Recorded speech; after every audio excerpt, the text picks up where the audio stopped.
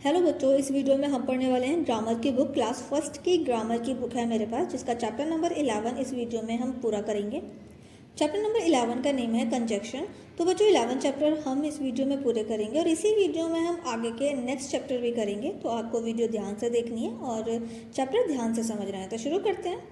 A conjunction is a joining word. देखिए, जो conjunction है वो एक ऐसा वर्ड है जो दो शब्दों को जोड़ता है या दो सेंटेंस को जोड़ता है। जैसे it joins either two words, ये दो शब्दों को भी जोड़ता है, दो सेंटेंस को जोड़ता है। Some of the most commonly used conjunction, जैसे कि यहाँ पर कुछ कंजक्शन वर्ड्स दिए हुए हैं। एंड, बट, सो, देयरफॉर, और, otherwise, yet, still, though, because, if, as, since, still, unless. तो ये सब क्या है? ये सब ऐसे वर्ड्स हैं, कंजक्शन वर्ड्स हैं जो शब्दों को या सेंटेंसों को जोड़ते हैं। जैसे यहाँ पर कुछ सेंटेंस भी एग्जाम्पल्स दिए हुए हैं। जैसे look at this cat and it's kitten. तो देखिए, दो लोगों को जोड़ रहा है, एक तो कैट को और दूसरी उसके बच्चे को यानी किटन को। तो देखिए, कैट और किटन को जोड़ने वाला शब्द एंड, वो कंजक्शन है।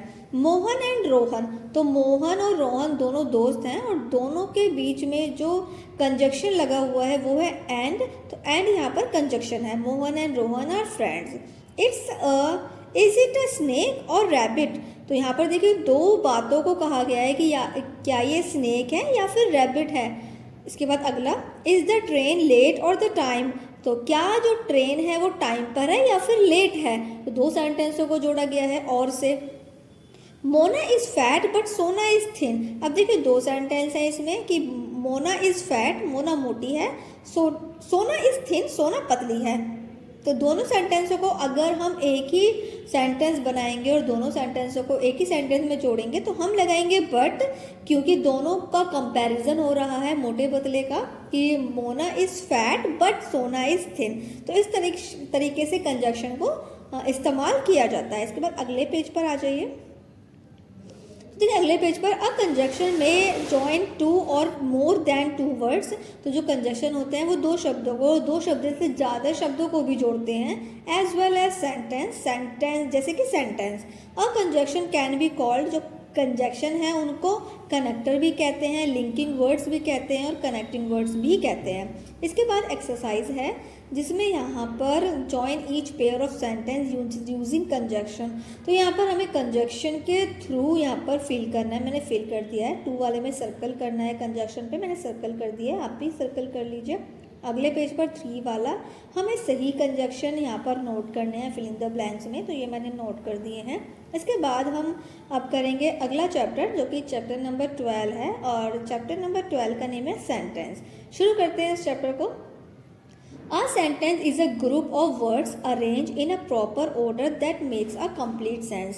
तो देखिए, जो सेंटेंस होता है वो शब्दों से बने होते हैं और सेंटेंस का मतलब है कोई एक वाक्य जो सही शब्द अगर क्रम में लिखे हुए हैं और उसका मतलब, उसका कोई मीनिंग अच्छे से आपको समझ में आ रहा है तो वो क्या है, वो एक सेंटेंस है। जैसे यहाँ पर कुछ एग्जाम्पल के थ्रू हम समझने की कोशिश करते हैं। जैसे बॉल इज़ माई दिस, क्या आपको कुछ समझ में आया? Ball is my this.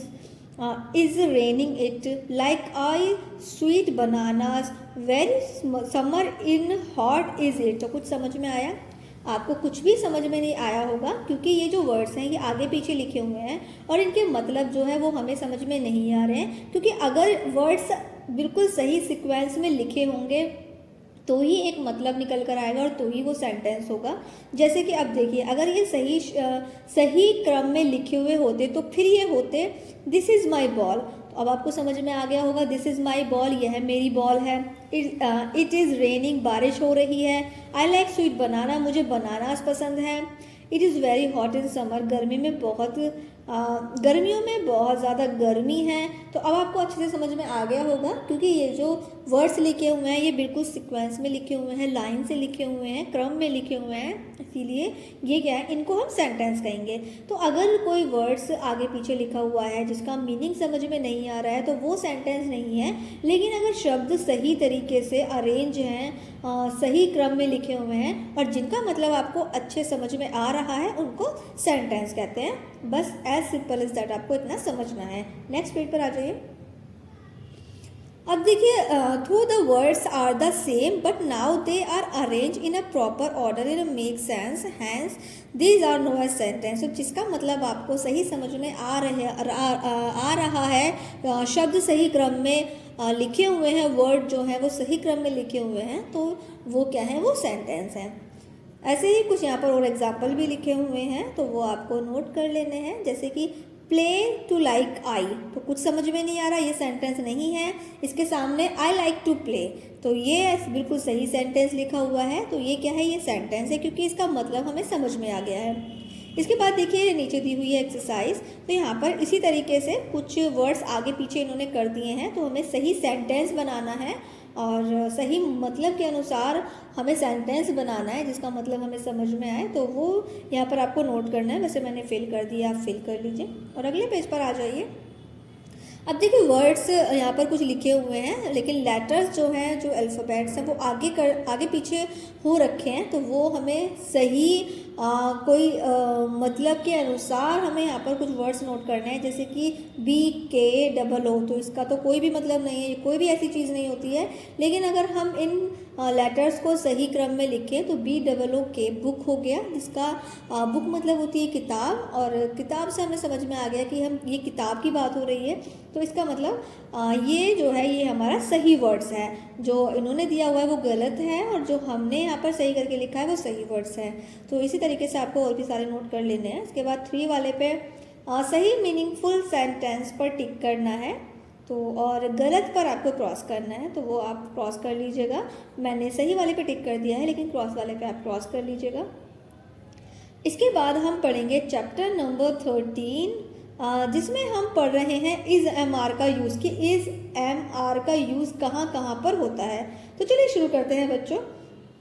यहाँ पर कुछ एग्जाम्पल्स दिए हुए हैं, जैसे आई एम साहिल, मैं साहिल हूँ। आई एम 7 years old, मैं 7 साल की हूँ। तो आई के साथ में इन्होंने क्या लगाया हुआ है, एम लगाया हुआ है, AMM लगाया हुआ है। उसके बाद है शी इज़ माई फ्रेंड जीवा, यह है मेरी फ्रेंड जीवा है। शी इज़ माई मदर, यह है मेरी मदर है। इसके बाद दे आर माई फ्रेंड्स, दे के साथ में आर लगा हुआ है। दे आर माई, वे मेरे दोस्त हैं। We are going to market, हम बाज़ार जा रहे हैं। तो अब देखिए, जब हम अपनी बात करते हैं, यानी कि जब बात होगी आई की, I am a boy, I am smart, I am a student, तो आई के साथ में हम एम लगाएंगे। लेकिन जब हम बात करेंगे किसी दूसरे की, यानी एक पर्सन दूसरे पर्सन के बारे में बात कर रहा है, तो वहाँ पर लगेगा इज़। तो शी इज़ या ही इज़, तो वहाँ पर हम इज़ लगाएंगे।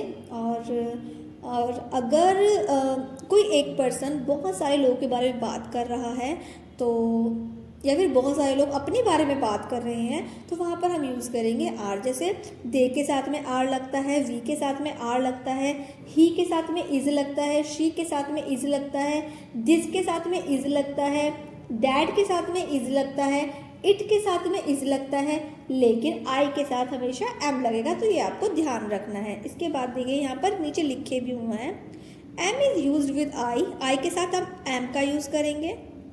इज़ का यूज़ करेंगे हम ही के साथ, शी के साथ और इट के साथ, क्योंकि ये हमारे सिंगुलर सब्जेक्ट्स हैं।